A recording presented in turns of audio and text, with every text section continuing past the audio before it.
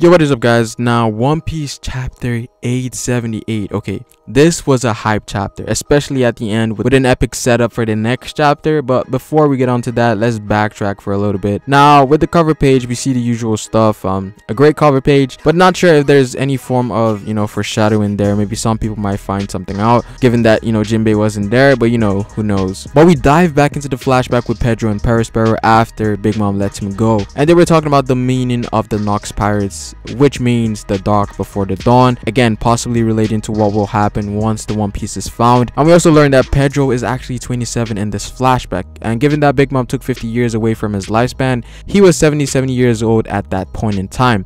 Now, this flashback was 10 years ago, so Pedro is currently 87 years old in the current timeline, and you could tell that he was definitely reaching his limit. Pedro helping the Straw Hat to get away with all he has left was perfect. That was a perfect execution on Oda's part, and I feel like that part was really well done. And this ties in so well with Carrot becoming the next Straw Hat. Now she has some sort of reason or incentive to become a part of the crew, because we learned that Carrot and Pedro had close ties. We saw a little bit of that in the flashback, and we get a quote from Pedro saying that sooner or later everyone is eventually gonna get their time to shine. And that was like one of the highlights of this chapter for me personally. But I can definitely say Carrot will become a Straw Hat after this, probably on their way to Wano. But afterwards, the Straw Hats finally escape with the Kude burst. We also see that Ferrospace actually survived the explosion, but he's actually missing an arm. So Pedro, who was at the center of the blast, is most likely dead.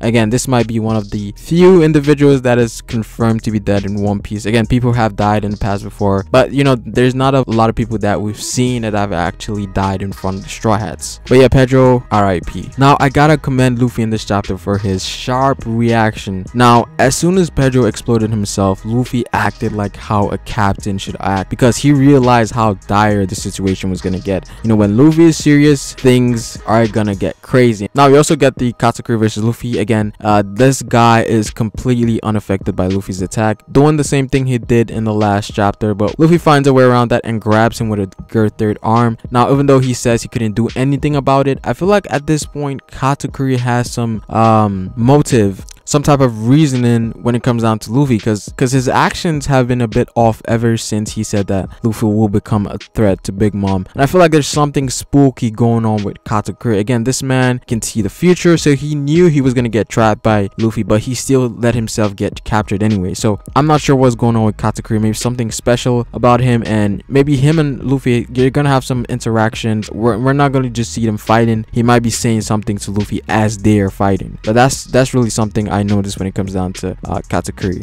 Now, Luffy grabs Brule and Katakuri, drags them into the mirror world, breaks the mirror from the mirror world so they can even get back on the ship, and tells Katakuri that they are gonna fight here all they want. Again, the setup at the end was perfect, and that panel with Luffy and Katakuri was one of like the best panels this arc. Two of these guys are just like monsters, Luffy and Katakuri. But now Luffy and Sanji have no ways of leaving Whole Cake unless the Germa decides to help them get out of Whole Cake, or something else happens. Again, we might get a crazy plot twist at the end of this arc, because like Luffy and Sanji are basically stranded on Whole Cake. I mean, they have Pudding's flying carpet, but that's not really gonna help them get out of there. So something has to happen with either the Germa or some outside interference happens and they escape Whole Cake. But right now these guys are basically stranded on Totland. But yeah, we're gonna get Luffy versus a first mate. Again, this will really show us how far Luffy is from Ben Beckman, Shiryu, Marco, the King Calamity, basically people who are like borderline top tier. So this is gonna be an epic fight. Again, people have been saying Luffy will learn something from Katakuri to make his rubber fruit stronger, and we might also get to see the new form of Gear 4th, maybe a speed variant